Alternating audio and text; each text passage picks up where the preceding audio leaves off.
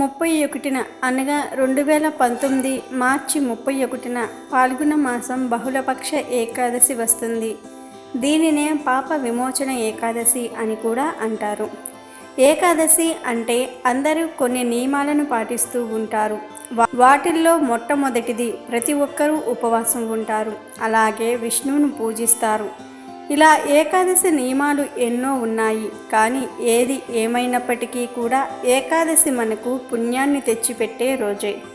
అయితే ఈ పాప విమోచన ఏకాదశి నాడు విష్ణువుకు ఈ పండ్లను గనుక నైవేద్యంగా పెడితే అష్టైశ్వర్యాలు కలిసొస్తాయని పండితులు చెప్తున్నారు. మరి ఆ వివరాలేమిటో ఈరోజు మనం కూడా తెలుసుకుందాం.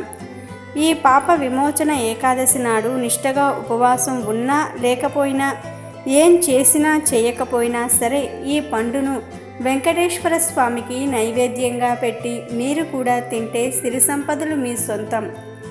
అవి ఏ పండులు అంటే అరటిపండు, దానిమ్మ, యాపిల్. ఇలా ఈ మూడిటిల్లో దేనిని అయినా సరే స్వామివారికి నైవేద్యంగా పెట్టవచ్చు, లేదా మూడిటిని కలిపి కూడా నైవేద్యంగా పెట్టవచ్చు.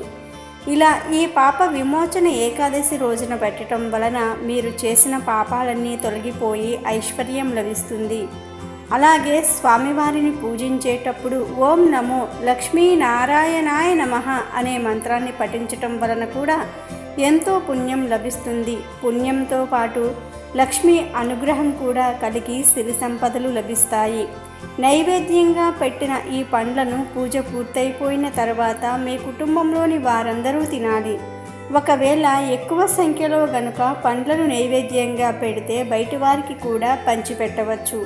అరటి పండ్లు కానీ, లేదా యాపిల్ లేదా దానిమ్మ పండు, వీటిని మీరు ఎన్ని పెట్టగలిగితే అన్నిటిని నైవేద్యంగా పెట్టి బయటి వారికి కూడా పంచిపెట్టి ఇలా చేయటం వలన మీ పాపాలు తొలగి పుణ్యం లభించటంతో పాటుగా శ్రీ మహావిష్ణువు యొక్క అనగా వెంకటేశ్వర స్వామి యొక్క అనుగ్రహంతో ధనం కూడా మీ సొంతమవుతుంది. కనుక మీరు కూడా ఈ ఏకాదశి రోజు వెంకటేశ్వర స్వామి ముందు ఈ పండ్లను నైవేద్యంగా పెట్టి శ్రీ మహావిష్ణువు యొక్క అనుగ్రహంతో అష్టైశ్వర్యాలను పొంది సంతోషంగా ఎటువంటి కష్టాలు లేకుండా జీవించండి.